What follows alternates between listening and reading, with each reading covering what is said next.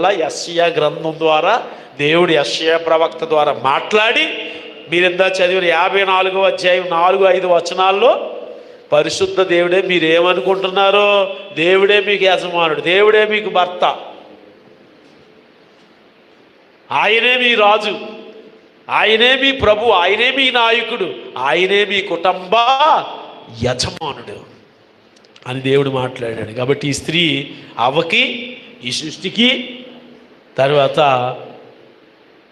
ఇశ్రాయేలుకు సాదృశ్యంగా ఉందండి ఈ స్త్రీ. ఏదేమైనా ప్రియులారా, దేవుడు ఏం చేశాడంటే ఇప్పుడు అర్థమైందండి.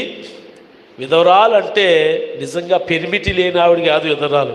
దేవుడు లేని వాళ్ళందరూ కూడా విధవరాండ్రు లెక్కలోకి వస్తున్నారు.